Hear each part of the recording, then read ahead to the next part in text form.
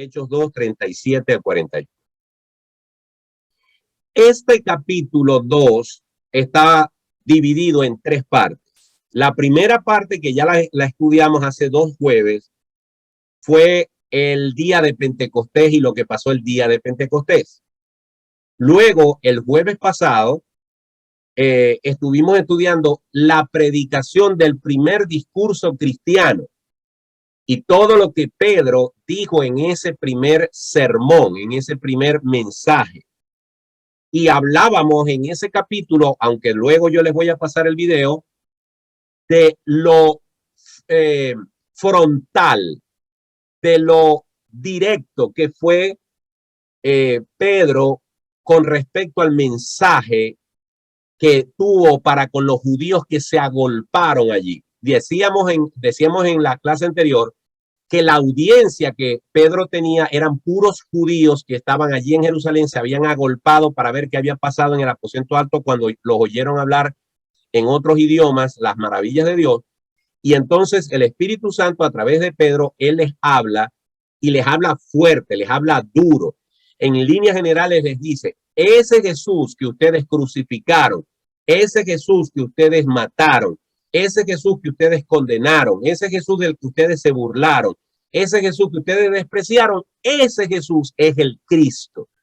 E incluso utilizó varios pasajes del Antiguo Testamento para hacer referencia a Jesucristo, sobre Joel, el Salmo 26, el Salmo 110, e hizo una conexión de esas escrituras con Jesucristo y los combinó y les dijo, vamos a decir en términos muy criollos, los puso contra la pared. No había argumento que ellos pudieran refutarle a Pedro. Utilizando las mismas escrituras, Pedro les dijo: ese Jesús que ustedes despreciaron, ese Galileo que ustedes miraron con desprecio, ese Jesús era el Mesías que Israel había estado esperando y ustedes lo mataron. En medio de esa situación quedó la clase pasada y ahora vamos a ver qué sucede como respuesta a ese sermón. ¿Cuál fue el fruto de ese sermón? Cuando un predicador da un sermón, se espera una respuesta, se espera un resultado en la vida de las personas que escuchan el sermón. Entonces, en el versículo 37 dice lo siguiente: al oír esto, ¿qué quiere decir esto? Lo que ya Pedro había desarrollado en su sermón, que Jesús era el Mesías y que ellos lo habían matado. Al oír esto, se compungieron de corazón y dijeron a Pedro y a los otros apóstoles: varones hermanos, ¿qué haremos? Pedro les dijo: arrepentíos y bautícese cada uno de vosotros en el nombre de Jesucristo para perdón de los pecados, y recibiréis el don del Espíritu Santo. Porque para vosotros es la promesa, y para vuestros hijos, y para todos los que están lejos, para cuantos el Señor nuestro Dios llamare.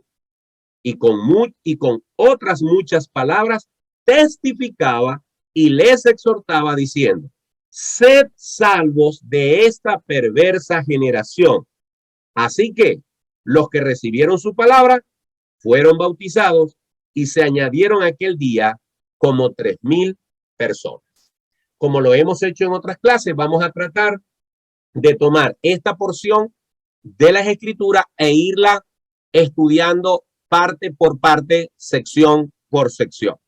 Antes de hacerlo, quiero decirle lo siguiente: no hay pregunta más importante que una persona pueda hacer a Dios, a un predicador o a sí mismo.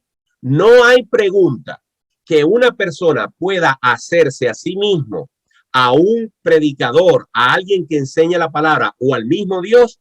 No hay pregunta más importante que esta: ¿qué debo hacer para ser salvo?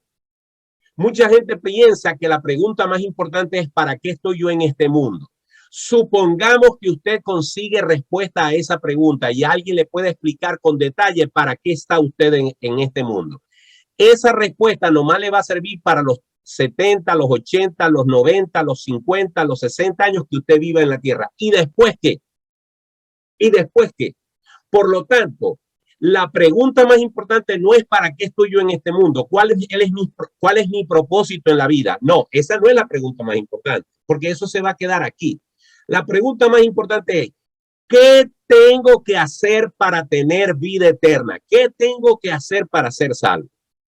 A esa pregunta han respondido muchas personas.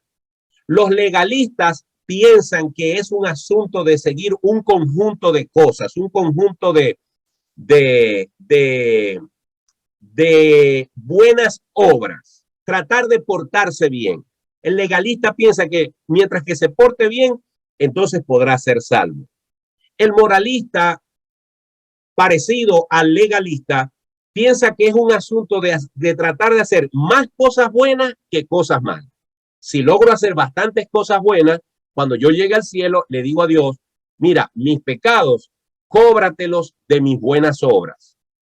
Cóbratelos de allí. Y casi todos piensan que le va a quedar algo a su favor. Todos sabemos que no es así.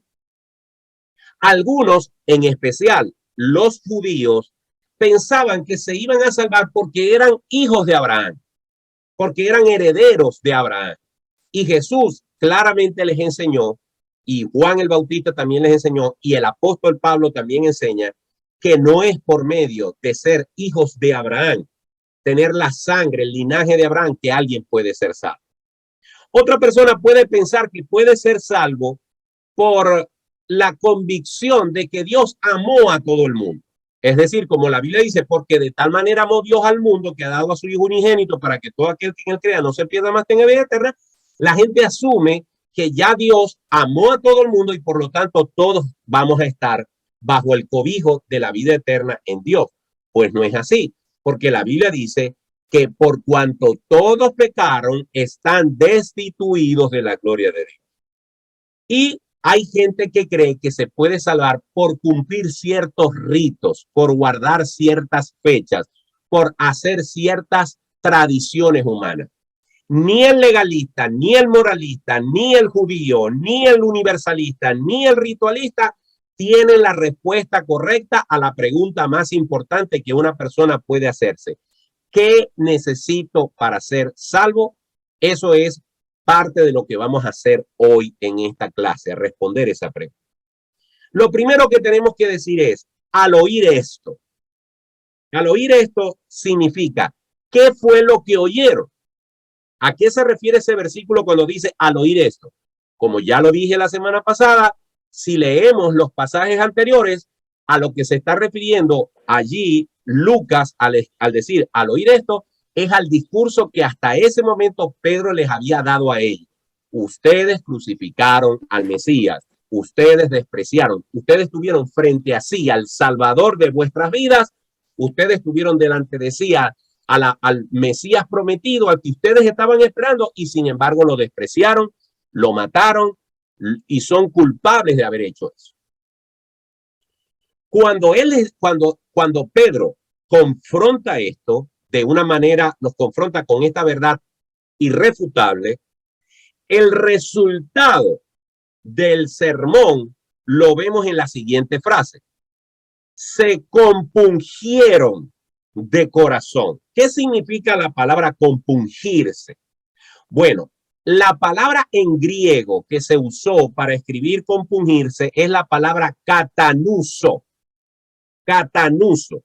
Y la palabra katanuso se utiliza una sola vez en el Nuevo Testamento. Katanuso se escribe con K y con doble S, katanuso. Esa palabra katanuso se usa una sola vez en el Nuevo Testamento y significa perforar, acuchillar. Por lo tanto, esta palabra lo que quiere decir es que las palabras de Pedro penetraron en el corazón, acuchillaron el corazón mismo de los que lo estaban escuchando. En forma súbita, en forma inesperada, ellos recibieron este mensaje que los estremeció. Por eso reaccionan diciendo de esta manera: varones hermanos, ¿qué haremos? Así que Este compungirse no fue otra cosa que una presión, una opresión, un golpe moral a su conciencia, a su espíritu, por el mal que habían causado a Jesucristo. Es decir, toda la lectura de cargos que Pedro les acababa de hacer a ellos y de lo que le habían hecho a Jesús, les dolió en el corazón. Eso significa compungirse. En otras palabras, ellos entendieron en ese momento que habían despreciado al Mesías. Yo quiero decirles que en Isaías 53, no lo vamos a hacer ahora, pero yo quisiera decirles que en Isaías 53 hay un pasaje al principio de Isaías 53 que la gente lo utiliza mucho para hablar de sanidad, donde dice que por su llaga fuimos nosotros curados y sanados, etcétera, etcétera. Bueno, yo solamente quiero decirles que si ustedes quieren tener una idea de lo que experimentaron estos judíos cuando Pedro los confrontó con el pecado que habían cometido de crucificar al Señor, lean Isaías 53 y allí ustedes se darán cuenta qué es lo que van a decir los judíos en los últimos tiempos. Ese tiempo todavía no se ha concretado. Eso va a ser al final de los tiempos, al final de esta era. Pero exactamente esa palabra es lo que se manifestó en el corazón de estos hombres que le dijeron a Pedro, compungidos, varones hermanos, ¿qué haremos? Ellos se dieron cuenta que habían tenido al Señor frente a frente y lo despreciaron. Así que lean Isaías 53 para que entiendan más o menos cómo ellos se sentían. Esta angustia tiene 4 componentes. Esto de que ellos se sentían compungidos tiene 4 componentes o 4 argumentos o 4 razones por las que ellos se sentían mal. En primer lugar, ellos pudieron comprender en la predicación de Pedro que ellos habían tenido frente al Mesías y lo habían despreciado. En vez de darle la bienvenida, lo ejecutaron. Como dice Juan 1:11, a lo suyo vino y los suyos no le recibieron. En segundo lugar, sentían dolor en su corazón, sentían arrepentimiento en su corazón, sentían tristeza en su corazón, porque además de eso, ellos participaron en la ejecución. No solamente lo despreciaron, no solamente lo acusaron, sino que ellos participaron, fueron cómplices del asesinato de Jesús. Y una pregunta que ellos se pudieron haber hecho fue, ¿puede haber algo peor que matar al Mesías prometido? Así que eso les causó ese dolor. En tercer lugar, ese dolor por lo cual ellos se compungieron es que tenían ahora temor de la ira del Mesías. Los judíos saben, los judíos conocen que cuando Dios es ofendido, la respuesta natural de Dios es que la ira de él se manifieste. ¿Cuánto más la ira de Dios al haber matado al Mesías enviado? No es casualidad que Pedro les había recitado el Salmo 110, versículo 1, donde dice que el Señor va a poner a los enemigos por estrado de sus pies. Es decir, los va a humillar. Así que ellos estaban compungidos porque tenían temor también de la ira de Dios por lo que ellos habían hecho. Y además, estaban desolados cuando se dieron cuenta que lo que habían hecho no lo podían deshacer. Una de las cosas que a uno lo hace sentir mal es cuando uno comete un error, se da cuenta del error que cometió y no hay forma de corregirlo. Eso es lo que va a experimentar la gente en el infierno. La gente en el infierno, su mayor dolor, su mayor tristeza, su mayor condenación no va a ser estar en el infierno. La mayor condenación va a ser recordar todas las veces que pudieron haber recibido a Cristo como Señor y Salvador y lo despreciaron. Todas las veces que alguien le presentó el evangelio de Jesucristo y lo rechazó. Esa va a ser la gran condenación en la eternidad. Recordar las oportunidades perdidas, las oportunidades en las cuales Dios te habló y tú lo rechazaste. Así se sentían estos hombres cuando Pedro los confrontó con lo que habían hecho. Por eso ellos dijeron compungidos, ¿qué haremos? Ahora bien, analicemos esa expresión. ¿Qué haremos? Ellos se sentían perdidos. Ellos se sentían que estaban condenados. Esta expresión de sentimiento de que están perdidos es la misma que conseguimos en Hechos, capítulo 22, versículo 10. Por razones de tiempo, yo no puedo leer todos los pasajes. Pero en Hechos 22:10, Pablo está narrando su conversión.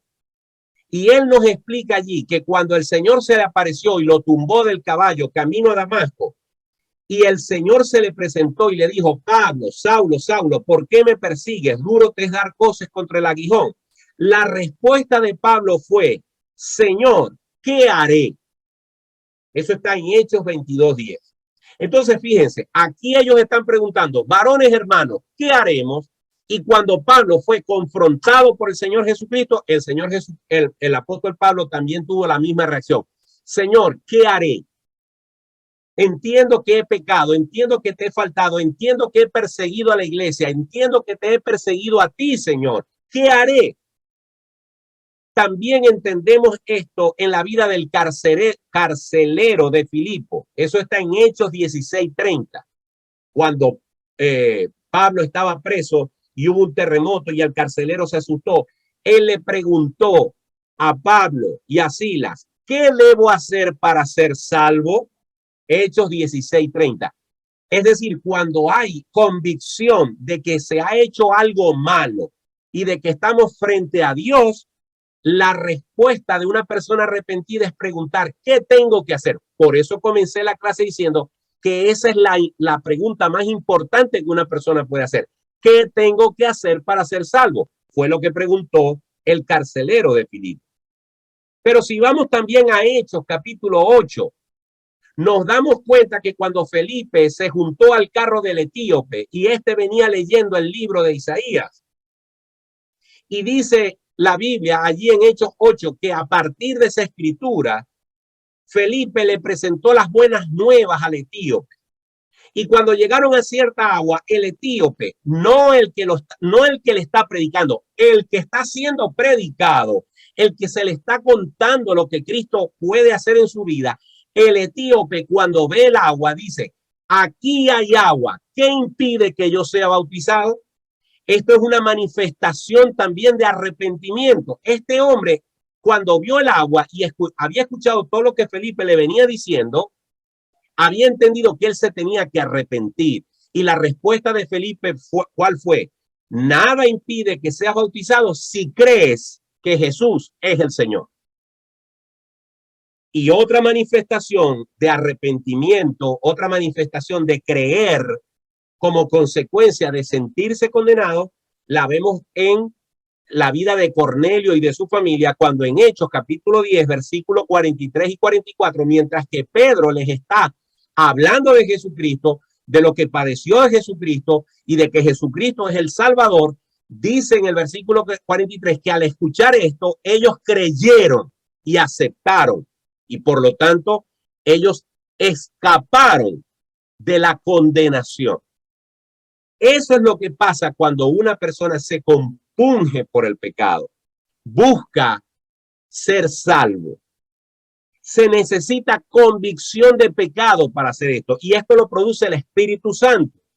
En Juan, el Evangelio de Juan, capítulo 16, versículo 8, dice que el Espíritu Santo convencerá al mundo de pecado.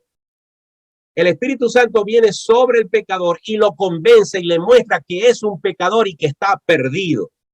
Pero además de eso, la palabra de Dios es la que produce ese arrepentimiento. El Espíritu Santo y la palabra actúan en conjunto para compungir, para acuchillar, para perforar el corazón del pecador y que éste se arrepienta.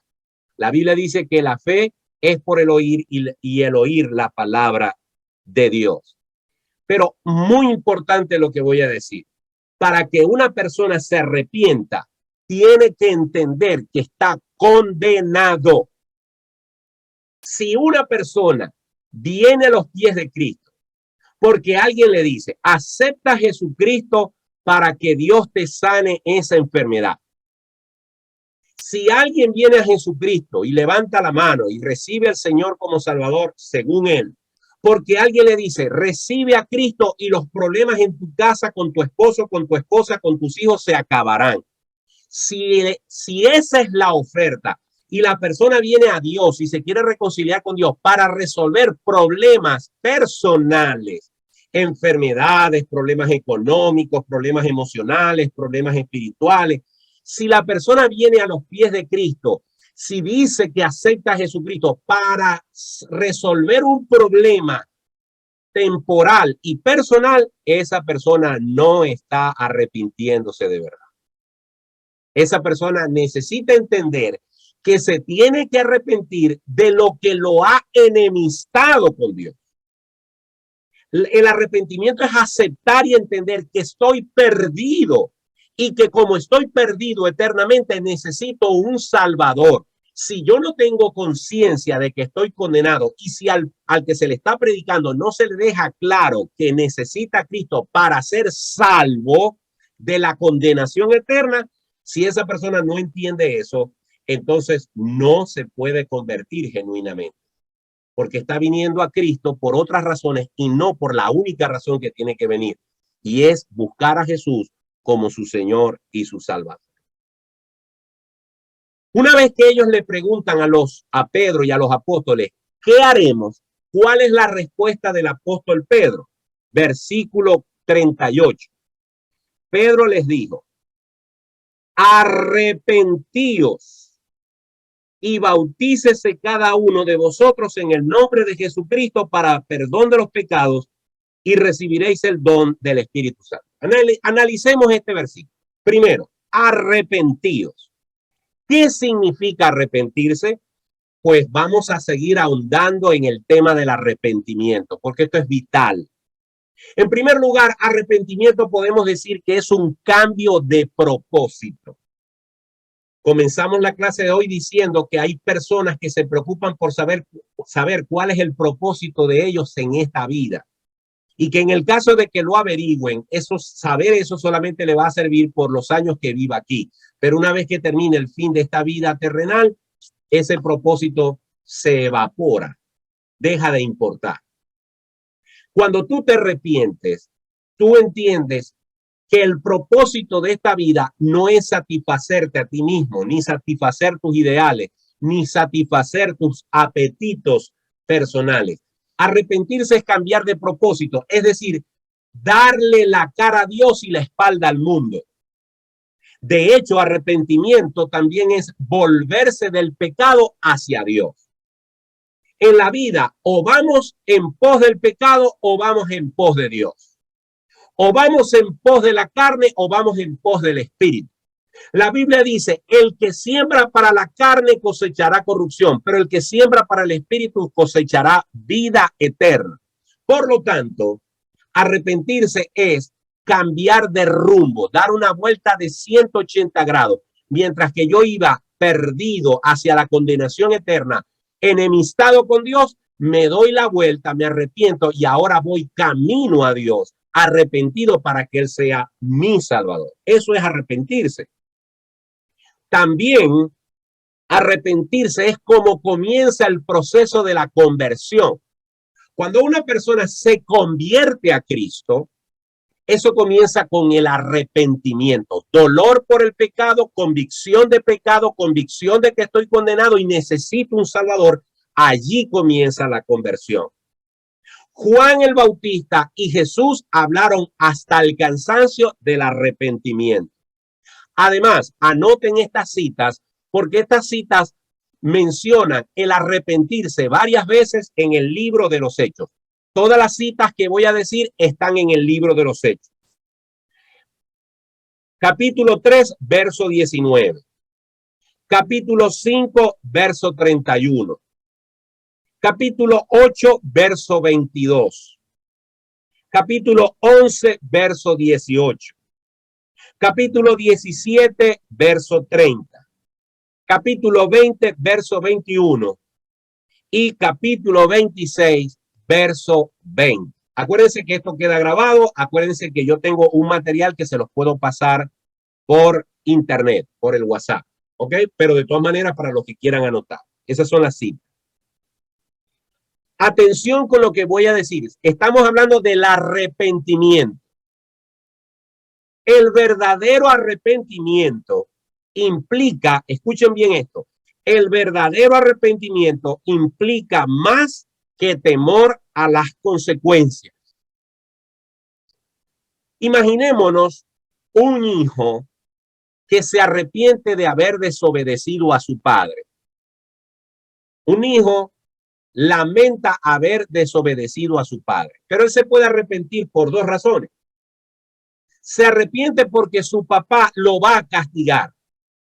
Si es un adolescente, si es un niño, se arrepiente, empieza a llorar cuando su papá se entere, porque él sabe que el papá se va a quitar la correa, se va a quitar el zapato y le va a dar 4 zapatazos, le va a dar 4 correazos. Y de pensar en eso, le da miedo, le da tristeza, le da dolor, y entonces empieza a llorar y se muestra aparentemente arrepentido por las consecuencias del mal que hizo.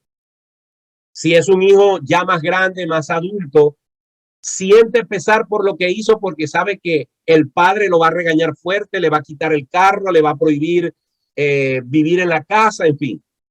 Y si es una persona adulta y ya no le teme al padre, pero le teme a la ley, le teme ir preso, si la persona se arrepiente por las consecuencias del mal, eso es una forma de arrepentirse. Pero el arrepentimiento espiritual, el arrepentimiento que Dios espera, va más allá de arrepentirnos por las consecuencias. El verdadero arrepentimiento es tenerle temor a pecar contra Dios. Arrepentirse no solamente es pensar, me voy a ir para el infierno, Dios me va a castigar. No, arrepentirse es sentir dolor por haberle fallado a Dios. Es decir, yo prefiero que un hijo mío se sienta dolido porque me falló a mí que porque no hizo una cosa por la que yo lo voy a castigar. Cuando un hijo mío yo sé que ha llorado, que se ha preocupado, que se siente avergonzado porque me falló a mí, porque lo que yo le aconsejé, por lo que yo le mandé a hacer, no lo hizo y le duele haberme fallado, haberme decepcionado, yo prefiero como padre ese arrepentimiento que ese hijo esté preocupado por lo que yo le voy a decir o por lo que yo le voy a pegar o por lo que yo le voy a quitar. No sé si me captan la idea. Arrepentimiento es estar más preocupado por haber ofendido a Dios que por ir a pagar las consecuencias de mi pecado. Por eso cuando a David, Natán lo confrontó, la actitud de David fue distinta a la de Saúl. David dijo, he pecado contra ti. Y cuando el hijo pródigo regresó al padre, le dijo, padre, he pecado contra el cielo y contra ti. Recíbeme como a uno de tus jornaleros. Él no estaba preocupado por las consecuencias. De hecho, ya las estaba viviendo. Él había entrado en sí. Él volvió en sí mismo, como dice el pasaje, y se dio cuenta que había decepcionado a su padre.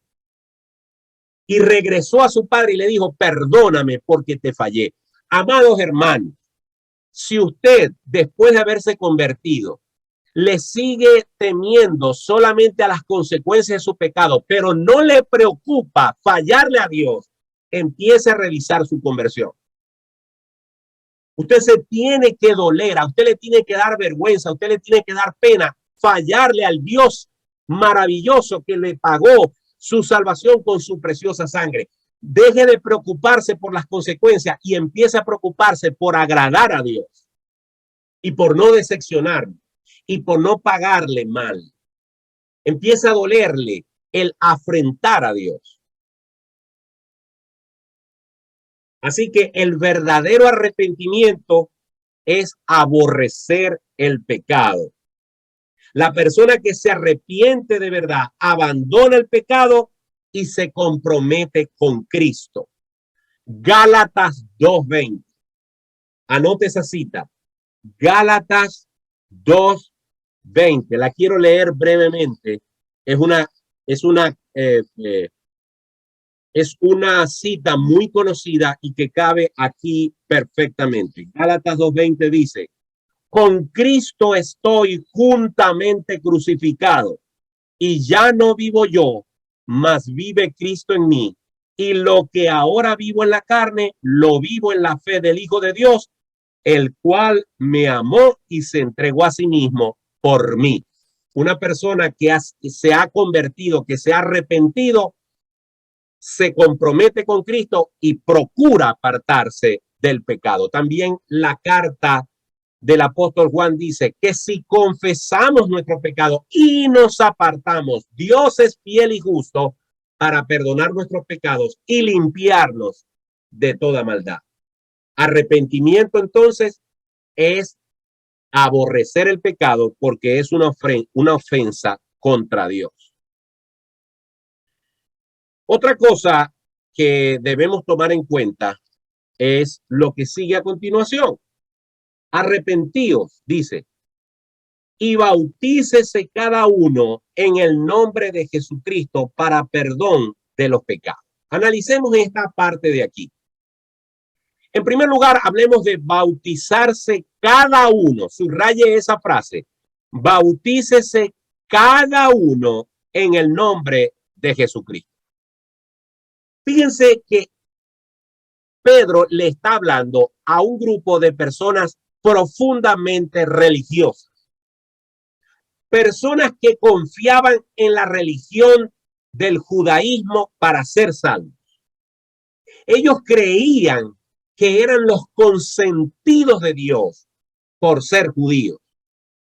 Y Pedro les ha tumbado ese argumento. Pedro les ha abierto los ojos. El Pedro con su discurso, con su sermón, les ha demostrado que todo ese nacionalismo judío no tiene valor en la eternidad. Que el que les puede dar realmente ese valor a ellos es Jesucristo, el mismo que ellos crucificaron, el mismo que ellos despreciaron.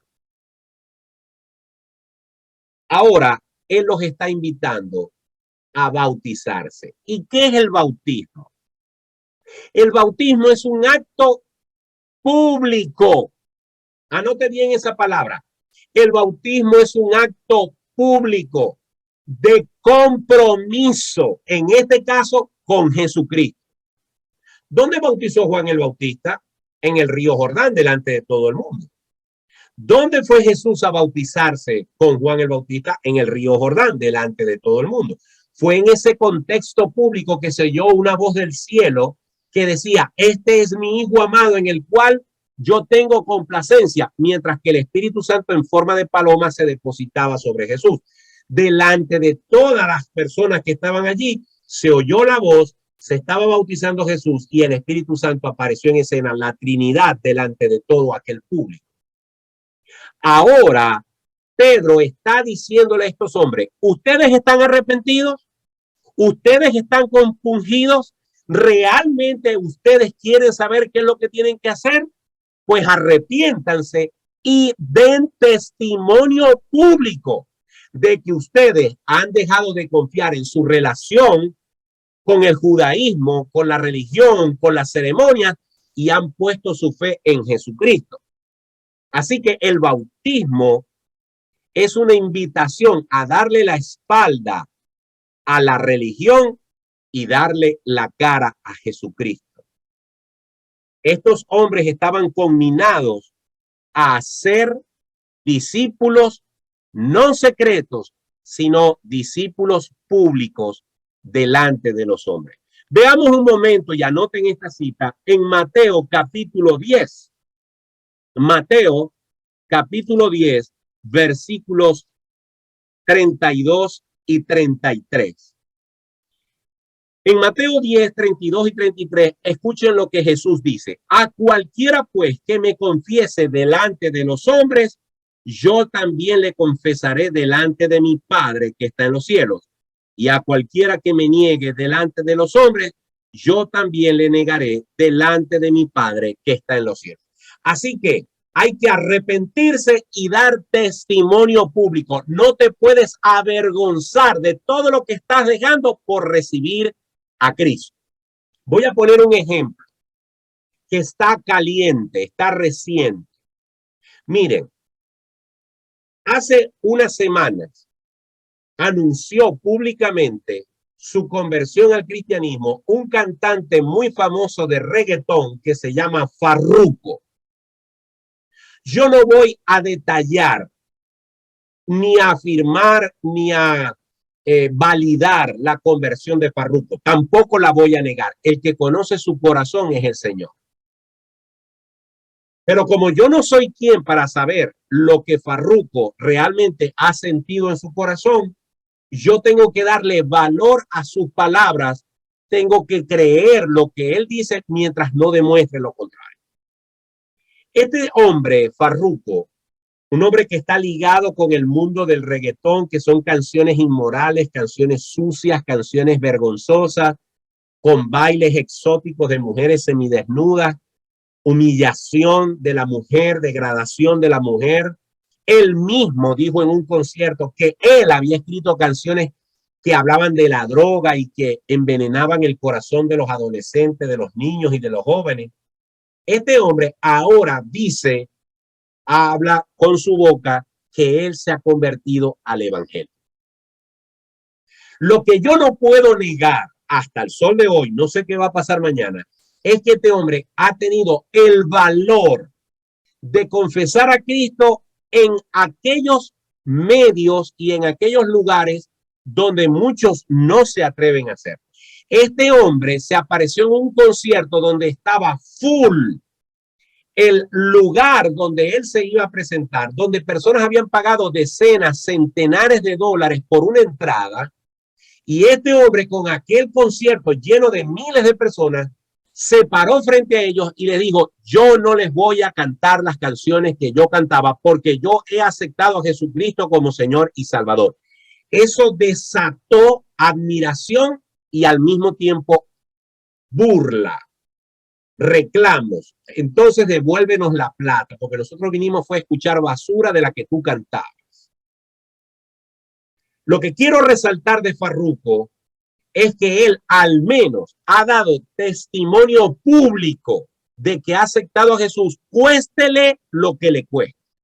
Puede ser que yo no esté de acuerdo con sus tatuajes, puede ser que yo no esté de acuerdo con su forma de vestir, puede ser que yo no esté de acuerdo con muchas otras cosas, pero no se puede negar que este hombre ha dicho delante de todos los hombres, yo estaba equivocado, yo vivía de espaldas a Dios y ahora yo conozco a Cristo y me arrepiento y ahora ya no quiero ser más Farruko, sino fulano de tal, que él tiene un nombre de pila, creo que es Carlos no sé qué cosa. Yo quiero ser ese hombre y ese es el hombre que ustedes van a conocer de ahora en adelante. Así que aquí Pedro les está diciendo a estos hombres, dejen de confiar en su religión y ahora bautícense en el nombre de ese hombre que ustedes crucificaron hace unos días. Eso definitivamente es arrepentirse y eso definitivamente es volverse a Dios. Que yo ahora me bautice en el nombre del mismo Jesús que hace unas semanas atrás yo dije, crucifíquenle, crucifíquenle, y ahora yo diga, bautíceme en ese nombre, definitivamente es un testimonio público y no va a permitir que alguien se convierta si no es de forma genuina. Miren, una de las cosas que denota esta exigencia de Pedro es algo que hoy en día es muy contrario al evangelio que escuchamos en algunas iglesias. Pedro les puso difícil aceptar a Cristo. Pedro elevó la vara de tal manera que el que aceptara a Cristo no iba a aceptar a Cristo por conveniencia, sino por convicción. Cuando Pedro les dice allí, bautícense públicamente en el nombre de Jesús, arrepiéntanse de sus pecados, Pedro les está poniendo una circunstancia en la que los que dijeran, sí, yo acepto a Jesús como Señor y Salvador, yo me arrepiento y me quiero bautizar en ese nombre, en el nombre de Jesús, el que lo hiciera es porque realmente se estaba arrepintiendo de verdad. Es decir, el filtro que Pedro colocó era un filtro con los huequitos bien chiquiticos de tal manera que solamente por allí pasarían los que realmente se convirtieran genuinamente. Esto nos llama algo la atención, hermanos, y es que en nuestras iglesias no podemos predicar a Cristo y hacer un llamamiento ligero, un llamamiento manipulado, un llamamiento sutil. Hay muchas personas que predican a Cristo y entonces llaman para los que están enfermos y pasan los que están enfermos.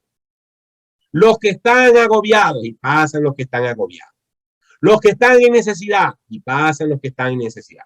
Entonces, después que tienen el púlpito lleno con 30, 40, 20, 15 personas, que todos van a tener algún tipo de problema, entonces allí se les llama a que se conviertan. ¿Cuántos quieren hacer esta oración?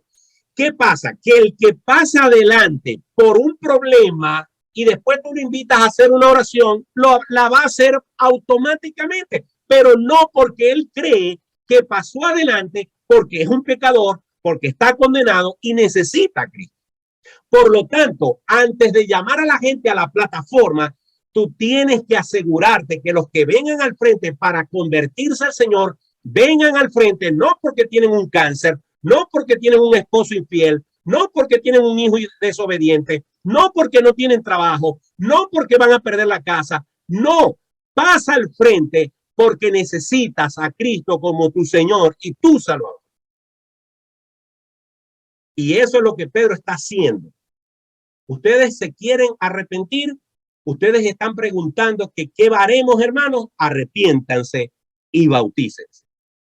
Pedro no quería gente y Pedro sabía por experiencia propia lo que era ser un, como decimos en nuestro argot venezolano, un guabinoso, una persona de doble ánimo. Pedro había sido una persona de doble ánimo que había incluso negado al Señor. Pedro quería que los que pasaran adelante, así fuera uno solo, pasaran porque estaban convencidos de que Jesús era el Señor. Ahora bien, eso es con respecto a bautizarse, testimonio público de que he dejado el mundo y he recibido a Cristo. En el nombre de Jesús, el mismo nombre que ellos habían rechazado. Pero hay algo que debemos resaltar allí. Dice, para perdón de pecado. Y voy a detenerme aquí porque aquí hay algo importante que decir. Alguien podría pensar, y de hecho hay quienes lo piensan, que el bautismo salva. De hecho, hay algunas personas que enseñan la regeneración bautismal.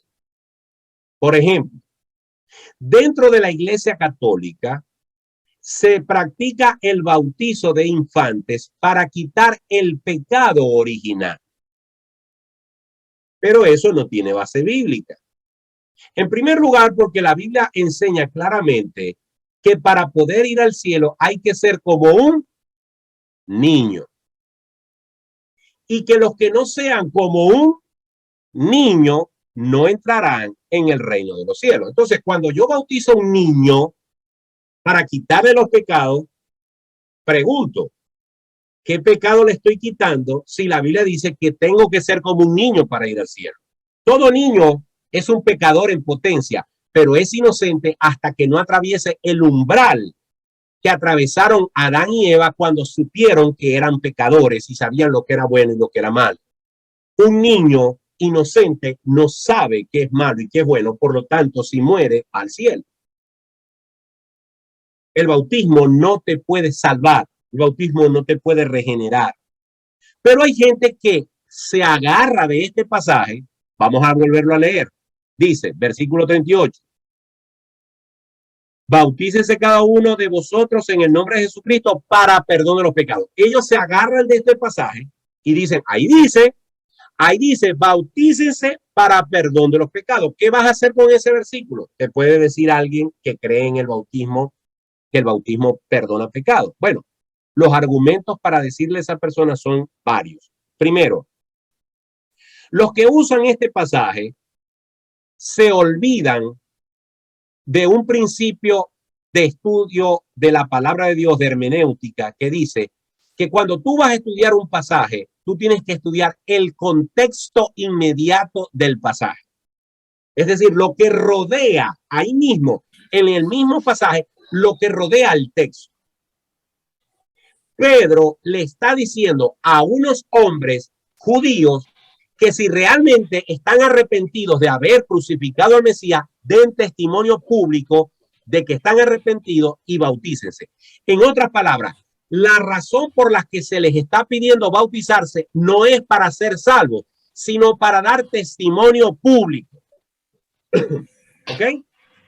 La razón por la que Pedro está pidiendo el bautismo de ellos no es para perdón de pecados, es para que den testimonio de que se han arrepentido. Número 2. Imaginémonos lo que dice Lucas 18. Vamos a buscar ese pasaje. Lucas 18, verso 18 al 27. Lucas 18, versos 18 al 27. Esto lo voy a usar como un ejemplo.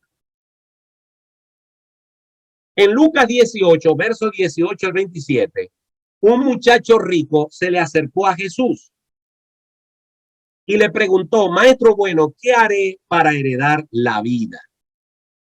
Entonces Jesús le dijo, bueno, no adulterarás, no matarás, o sea, guarda los mandamientos. Y él le dijo, Señor, todo esto yo lo he guardado desde mi juventud. Así, esto lo estoy agregando yo, así. Jesús le dice, así. Entonces, te falta una sola cosa. Ajá, ¿qué me falta? Vende todo lo que tienes y dalo a los pobres, y tendrás tesoro en el cielo, y ven y sigue.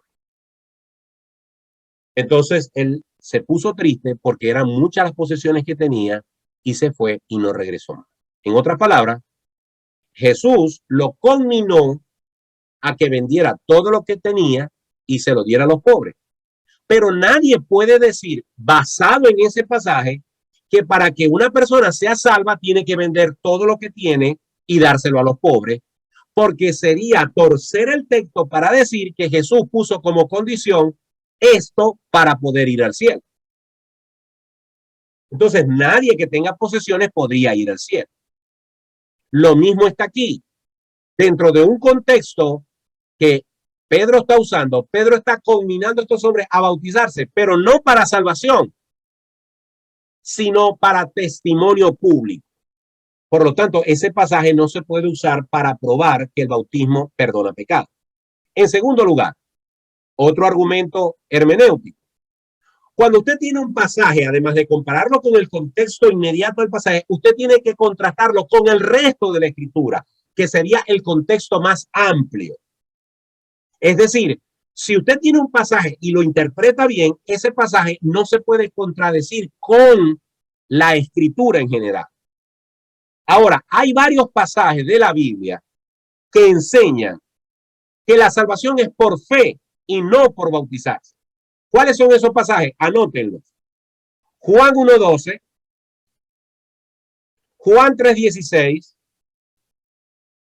Hechos 16:31, Romanos 3:21 al 30,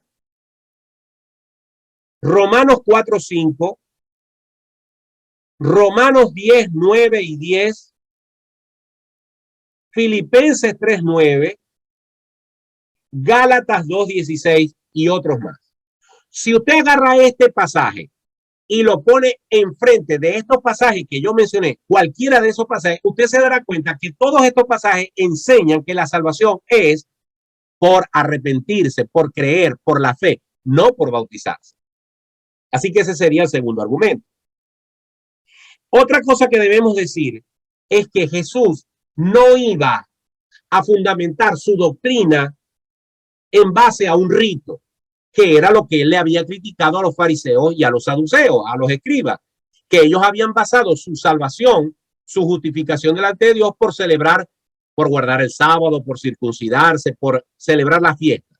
Ellos asociaban su salvación a un rito. Jesús no iba a decir, cree en mí y bautízate para ser salvo. Es decir, no tiene que haber un evento externo, visible, para que se concrete la salvación. Además de eso, el bautismo es algo que sigue a la salvación, no lo que provoca la salvación. Usted es salvo y luego se bautiza. Y esto lo vamos a ver un poquito más adelante. Fíjense que algunas personas se bautizaron y no fueron salvas. Muchos se bautizaron, pero luego no seguían a Jesús. Muchos se bautizaron en la era de la iglesia cristiana y luego se apartaron. Pablo los llama blasfemos.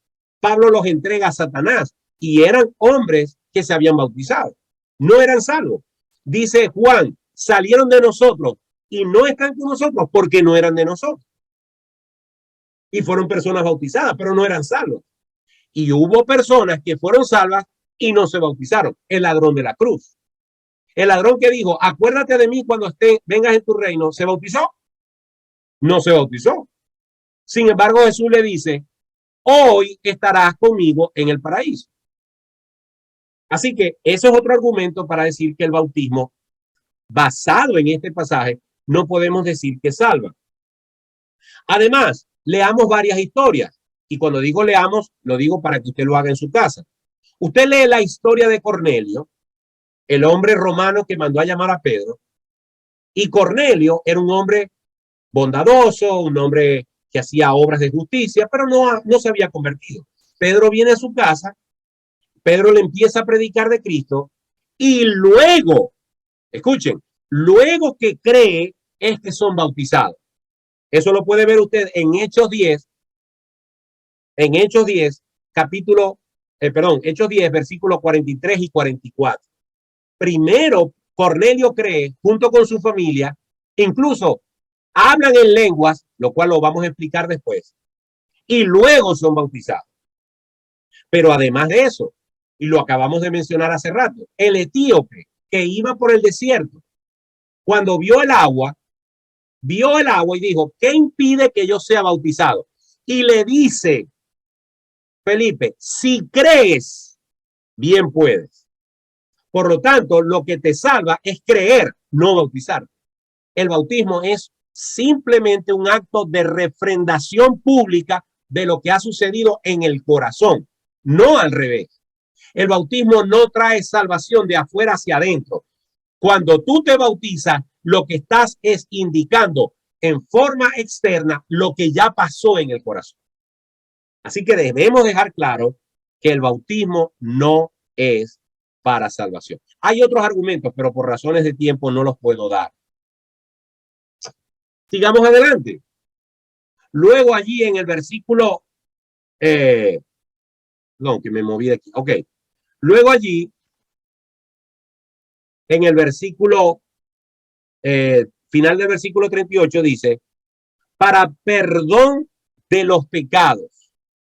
Claro, cuando tú te arrepientes, el Señor perdona tus pecados. Y aquí quiero enfatizar algo importante. Yo le he preguntado a muchas personas que son cristianas o que dicen ser cristianas. Yo les he preguntado una pregunta que para mí es básica. Esta pregunta es hermana de la pregunta que yo dije al principio de esta clase. Yo dije al principio de esta clase que la pregunta más importante que una persona se puede hacer es, ¿qué tengo que hacer para ser salvo? Bueno, la hermana de esa pregunta es cuando a una persona se le pregunta, si tú mueres esta noche, ¿irías al cielo? En otras palabras, si tú mueres esta noche, ¿serías salvo? ¿Tú estás seguro de tu salvación? Es más, yo hago esta pregunta en forma retórica a ustedes que me están oyendo y a los que escuchen este video. Usted, hermano, que me está oyendo, usted que está viendo esta clase o que está viendo este video, ¿usted es salvo? Le pregunto. No me responda. Pero respóndase usted allí en su corazón. ¿Usted es salvo? Esa es la pregunta más importante que alguien le puede hacer a usted. Bueno, la respuesta que yo recibo a veces es un sí rotundo. Sí, yo soy salvo. Entonces yo hago la segunda pregunta. Ajá, y si tú eres salvo, cuando llegues al cielo, Jesucristo te pregunta, ¿por qué te tengo que dejar entrar al cielo? En otras palabras, ¿por qué tú crees que eres salvo? Ahí viene el problema. Porque muchos que me han respondido con un sí rotundo me responden de esta forma. Por ejemplo, bueno, porque yo trato de portarme bien. Porque yo intento.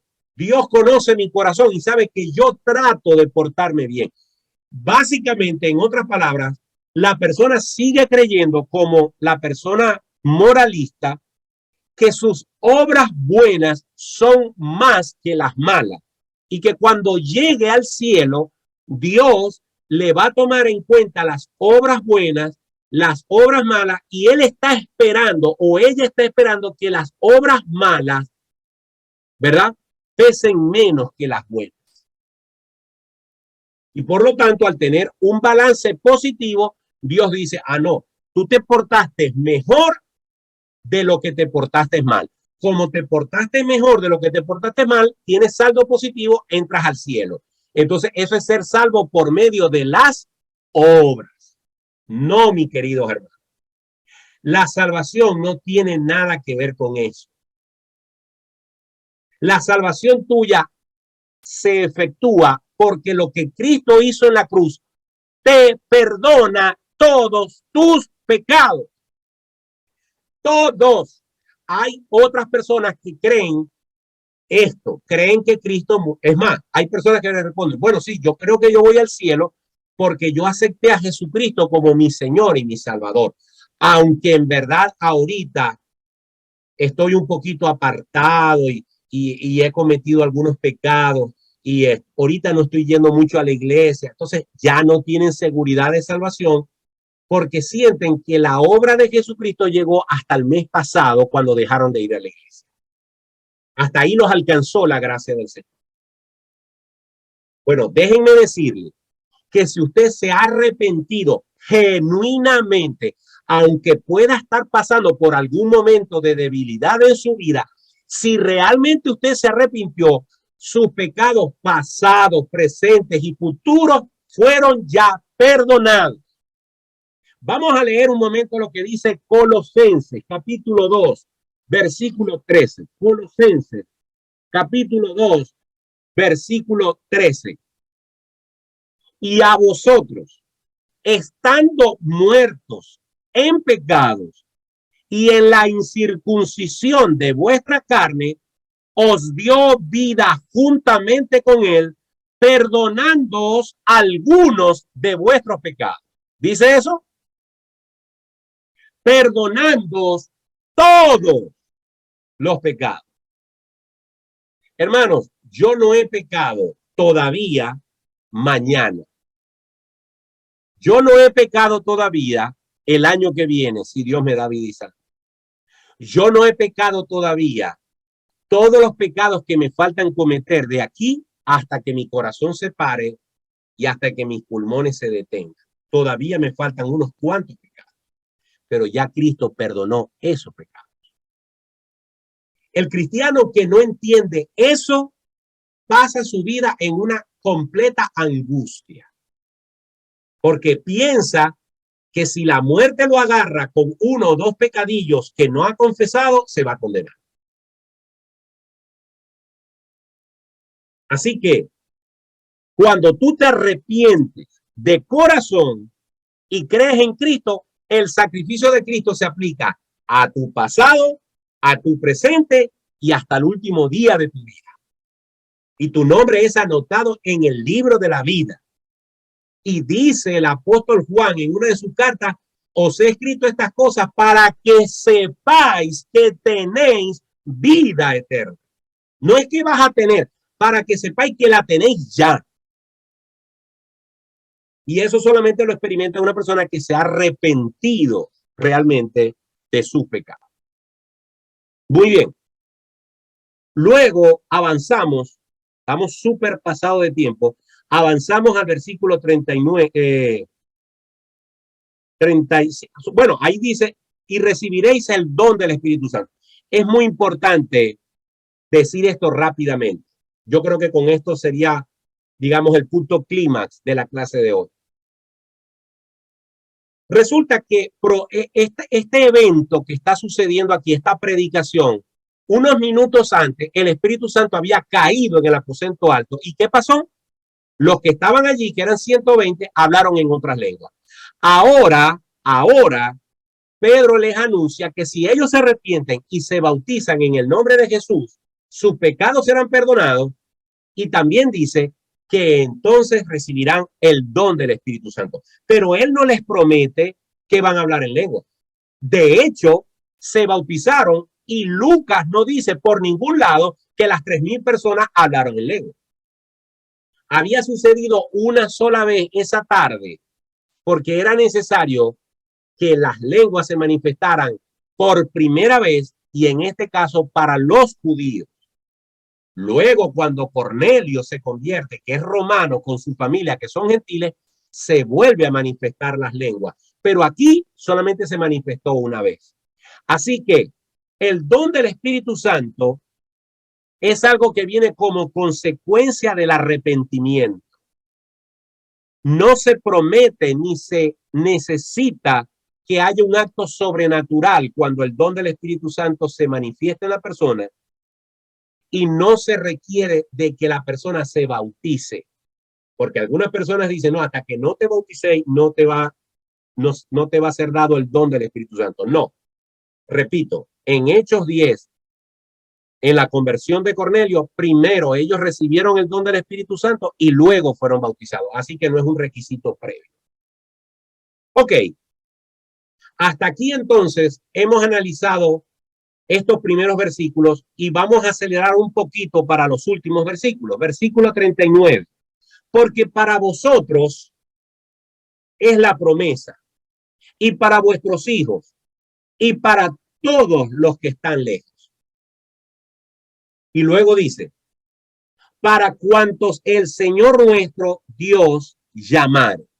Hermanos, yo les he dicho en otras ocasiones y en futuros estudios bíblicos vamos a tener que volver a pasar por ese tema, que existen dos doctrinas, dos formas de analizar lo que en teología se llama soteriología, es decir, cómo el hombre es salvo. La Biblia muestra dos líneas que jamás se consiguen, dos verdades que jamás se consiguen, que algunos han tratado de reconciliar, otros han tratado de eliminar una o de afirmar otra o de afirmar una y negar la otra. Pero hay dos líneas paralelas en la Biblia, que son la responsabilidad del hombre y la soberanía de Dios. Aquí notamos que en el versículo 39 dice que la promesa es para vosotros, para vuestros hijos y para los que están lejos. Entiéndanse los que están lejos como los gentiles. Acuérdense que ya hemos dicho que el evangelio fue presentado primero a los judíos porque ellos tenían la primicia, pero también luego es presentado a los gentiles que son injertados para conformar entre judíos y gentiles un solo pueblo, una sola iglesia en Cristo Jesús. Pero aquí se nos habla de que la promesa es para todos los que quieran creer, pero al mismo tiempo el mismo versículo dice, para cuantos el Señor nuestro Dios llamare. Es decir, que el Señor ha escogido a los que han de ser salvos. Entonces, hay dos líneas. La responsabilidad del hombre de recibir y aceptar a Cristo y la enseñanza también de que Dios ha de llamar y ha de escoger a los que han de ser salvos. Versículo 40. Y con otras muchas palabras, refiriéndose a Pedro, y con otras muchas palabras testificaba y les exhortaba. Interesante este orden. Primero, Lucas no da detalles de qué tanto más habló Pedro. Él hace como un resumen. Él habla de lo más importante, pero agrega que con otras palabras que no menciona, les testificaba y luego o le seguía al testimonio, les exhortaba. Conclusión. Nosotros estamos llamados a testificar a Cristo y como consecuencia de nuestro testimonio, estamos llamados a exhortar a la persona a que se arrepienta. Conclusión, testificamos, exhortamos, predicamos, hacemos el llamamiento, presentamos a Cristo e invitamos a la persona a que lo acepte o a que lo rechace, a que reciba el mensaje o lo desprecie. Fíjense entonces ahí, versículo 40, que él les testificaba y los exhortaba. ¿Y qué les decía? Sed salvos de esta perversa generación. ¿Por qué Pedro usó la expresión perversa generación? Esta mañana mi mamá me preguntaba que quién era la generación a la que Jesús se refería cuando en Mateo 24 los discípulos preguntan que cuáles son las señales antes del fin y Jesús les empieza a dar unas cantidades de señales. Y dice, no pasará esta generación hasta que acontezcan estas cosas. Ella me preguntaba, ¿cuál es esa generación? Bueno, evidentemente en Jerusalén pasó algo en el año 70 después de Cristo. En el año 70 después de Cristo, es decir, unos 30 años, unos 30 y pico de años después que Jesús ascendió a los cielos. En ese periodo, una generación dura más o menos eso, 40 años. En el año 70, la ciudad de Jerusalén fue destruida por un emperador romano. No quedó piedra sobre piedra. Y eso estaba profetizado. Muchas de las cosas que se vivieron en ese tiempo, en ese año, en ese evento, son un cumplimiento parcial y literal de Mateo 24. Pero como ya lo hemos dicho en otros estudios, el cumplimiento de las profecías bíblicas se ha cumplido, se está cumpliendo y falta por cumplirse. Hay cosas en la Biblia que fueron escritas que ya se cumplieron. La venida de Jesús. La primera venida de Jesús, eso se cumplió. Nació en Belén, de una virgen, vivió tantos años, fue crucificado, resucitó. Todo eso estaba profetizado y ya ocurrió. Cuando la Biblia dice, y oirán rumores de guerras y peste, todo eso está sucediendo. Tiene siglos sucediendo. La Biblia dice que vendrán muchos falsos cristos. Han habido o ha habido durante 2000 años muchos falsos cristos y lo seguirá habiendo. Pero está profetizado un último falso Cristo que será el anticristo. Y faltan por cumplirse algunas profecías que todavía no se han cumplido. Profecías en Daniel se cumplieron, profecías en Daniel se están cumpliendo, profecías en Daniel faltan por cumplirse. Lo que les quiero decir es que cuando aquí Pedro les dice, huyan de esta perversa generación, posiblemente se estaba refiriendo a esa generación de judíos que habían despreciado a Cristo, que habían rechazado al maestro, y él los está invitando a que huyan de ese grupo de personas que al final, 30 y pico años después, serían arrasados por los romanos y muchos de ellos morirían. Así que aquí hay un llamado a que huyan de esa actitud de desobediencia, de esos judíos que despreciaron con su actitud altiva a Jesucristo. Terminamos con este versículo 41. Así que los que recibieron su palabra fueron bautizados y se añadieron aquel día como 3000 personas. Así que primero recibieron su palabra, es decir, creyeron, nacieron de nuevo y luego fueron bautizados. Reitero, el bautismo no es un requisito para ser salvo. El bautismo lo que hace es simbolizar lo que ocurrió en el corazón.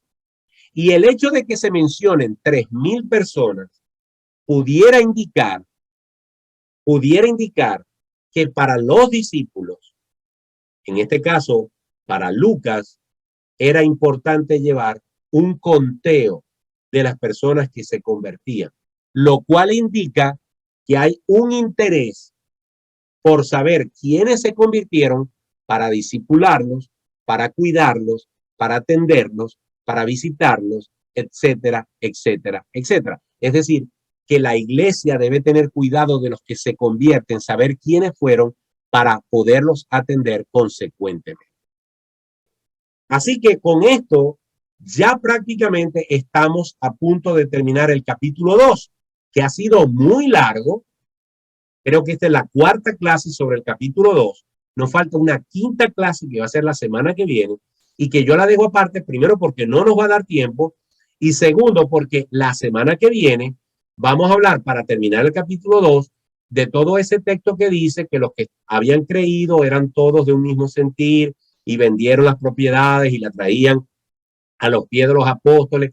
Y ese pasaje ha sido la base de mucha gente comunista para decir que Jesús era comunista, que el socialismo, Cristo lo defendió y Cristo lo fundó por esa forma en la que los primeros cristianos vendían sus cosas y se las traían a los pies. O sea, eso ha sido tema de discusión ideológico con los comunistas, con los socialistas que tratan de vender la idea de que Jesús era comunista o era socialista.